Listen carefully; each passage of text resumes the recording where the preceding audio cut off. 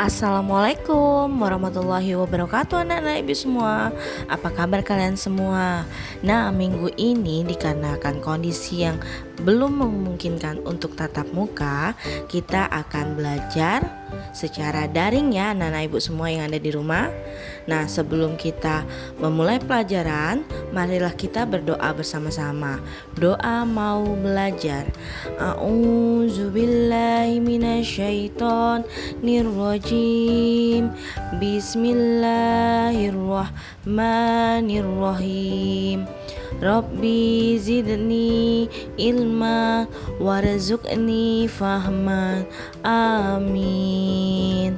Nah, kemarin sebelum libur kita telah belajar mengenai musim kemarau dan musim penghujan. Nah, kali ini kita akan mengulang kembali musim hujan. Nah, sekarang kalian buka kembali buku kalian di tema 8 pada halaman 63 ya, Nana Ibu ya. Nah, di sini ada gambar Nina dan ibunya membawa payung ketika hujan turun. Mereka memakai jas hujan dan sepatu khusus ketika hujan. Nah, kalian tentu sudah pernah mendengar lagu tik tik tik bunyi hujan di atas genting.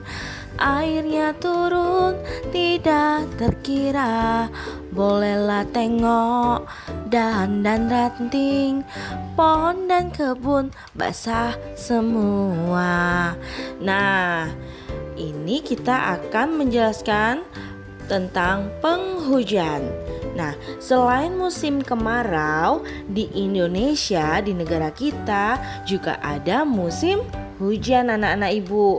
Musim hujan ini disebut juga dengan musim penghujan. Pada saat musim hujan, hujan turun hampir setiap hari. Sinar matahari pun tidak ada anak-anak ibu semua karena matahari tertutup oleh awan. Ketika mau turun hujan, apa yang terjadi? Nah, pasti kalian sudah tahu bukan? Nah, yang terjadi adalah langit terlihat gelap dan mendung. Pasti kalian sudah pernah kan melihat langit tiba-tiba menggelap. Warna awan menjadi berwarna hitam keabu-abuan. Pasti kalian sudah tahu. Bunyi gemuruh, ada kilat. Nah, di sini adalah ciri-ciri tandanya mau hujan anak-anak ibu. Nah, bagaimana perasaan kalian ketika turun hujan? Maka kita akan bahas pembelajaran tentang penghujan pada halaman 64 pembelajaran pertama. Nah, kalian buka halaman 64. Kalian lihat nanti ada gambar Nina dan teman-temannya menikmati hujan di taman. Nah, pada halaman 64 ada kalimat ajakan. Ayo membaca. Musim hujan telah tiba. Hujan turun hampir setiap hari. Udara menjadi lebih sejuk. Jalanan menjadi basah dan berlumpur. Namun, air hujan berguna bagi kehidupan anak-anak ibu semua. Misalnya, membuat tanaman menjadi tumbuh subur, menjadi sumber air minum bagi hewan, dan juga digunakan untuk mengairi sawah. Nah, air yang turun sangat berguna bagi kehidupan anak-anak ibu semua. Nah, membuat tanaman subur akan memberikan kita apa? Akan menghasilkan tanaman yang digunakan oleh manusia untuk dikonsumsi atau untuk dimakan sehari-hari. Nah, kalian lihat, perhatikan Nina dan teman-temannya menikmati hujan di taman. Lihat, sangat bergembira sekali. Mereka memakai apa saja ketika hujan? Lihat, jas hujan. Lihat, membawa apa? Membawa payung. Nah, nih lihat nih, mereka sangat menikmati sekali sambil tertawa riang bersama. Ketika turun hujan, kita wajib bersyukur kepada Tuhan kita yaitu Allah Subhanahu wa Ta'ala. Doa ketika turun hujan. Allahumma shayyiban nafi'a. Nah, sekarang kita lanjutkan lagi anak-anak ibu pada halaman 85. Nah, anak-anak ibu semua, kalian perhatikan pada halaman 65 ini. Lihat ya, pada gambar 3.2. Hujan turun saat ibu mengantar Nina ke sekolah. Ada kalimat ajakan lagi anak-anak ibu semua. Ayo menulis. Nah, hujan turun pada pagi hari. Nina tetap bersemangat ke sekolah. Nina bersemangat untuk menuntut ilmu. Nina memakai jas hujan dan sepatu boot agar seragam dan sepatunya tidak basah. Lihat ya, Nina memakai jas hujan dan sepatu boot. Nah, jas hujan dan sepatu boot biasanya digunakan ketika musim hujan. Sekarang kalian perhatikan gambar yang ada di bawah ini. Sekarang kita akan pilih gambar benda yang merupakan atau yang sering digunakan saat musim hujan. Lihat, ada gambar jas hujan. Kemudian gambar apa lagi yang selalu dipakai ketika hujan? Ya, sepatu boot.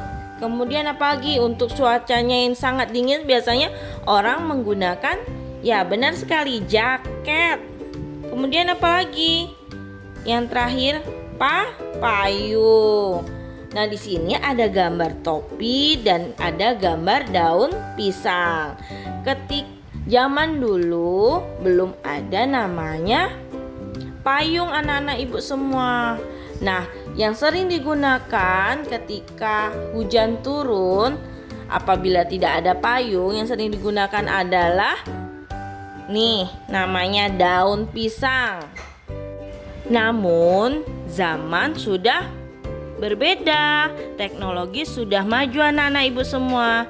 Jadi orang-orang sering menggunakan payung, jas hujan, dan sepatu boot. Berbeda dengan zaman dulu. Nah, sekarang kita lanjutkan lagi pembelajaran kita pada halaman 66.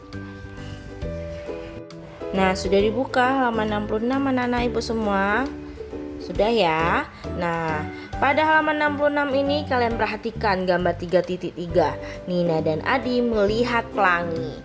Biasanya ketika hujan turun,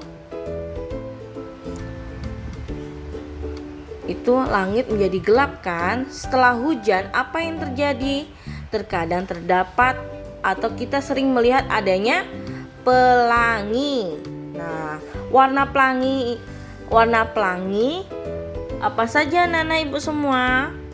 Nah, ada Mejiku Hibiniu. Ingat ya, merah, jingga, kuning, hijau, biru, nila, dan ungu. Jadi berapa warna yang ada pada pelangi? Ada 7 warna, yaitu Mejiku Hibiniu. Jangan sampai salah ya anak-anak ibu semua ya. Nah, kalian perhatikan di bacaan pada gambar. Wah, indah sekali pelangi itu. Nah, masih ingat dengan pelajaran kita kalimat pujian?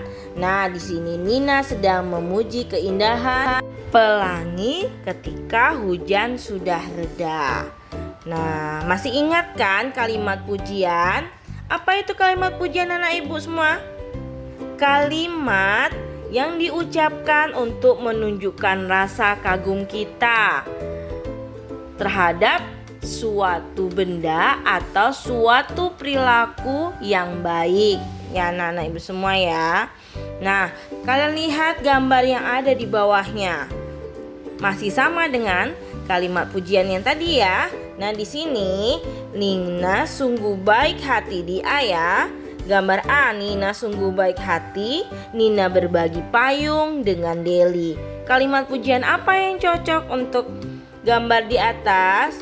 Nah, di sini bisa dibuat kalimat pujiannya yaitu kamu baik sekali Nina. Nah, seperti itu ya anak-anak ibu semua ya. Nah, ketika kita mendapat pujian, bagaimana cara kita menanggapinya? Kita wajib berterima kasih. Terima kasih atas pujiannya. Gitu ya, anak-anak ibu semua ya, harus dilontarkan dengan nada yang baik, lemah, lembut. Jangan kasar-kasar ya anak-anak ibu semua ya. Kita lanjutkan lagi pada halaman 67. Nah, pada halaman 67 ini kita akan belajar aturan yang harus dipatuhi ketika makan. Lihat, ketika makan atau sebelum makan, kita wajib berdoa ya anak-anak ibu semua terlebih dahulu. Nah, kalian lihat gambar 3.3. Nina berdoa sebelum makan. Terima kasih Tuhan atas nikmat makanan hari ini. Bagaimana doa sebelum makan? Bismillahirrahmanirrahim. Allahumma barik lana fimma razaqtana wa qina azabannar. Amin. Nah, itu doa ketika sebelum makan. Nah, kalian perhatikan gambar di bawah ini adalah aturan yang harus dipatuhi ketika makan di rumah Nina. Yang pertama, Nina mencuci tangan sebelum makan. Kemudian dia membantu ibu menyiapkan makanan. Ketika makanan sudah tersedia dan keluarga telah berkumpul di meja makan, mereka tidak boleh berebut makanan. Setelah siap makan, apa yang dilakukan Nina dan adiknya? Meletakkan piring di dapur setelah makan.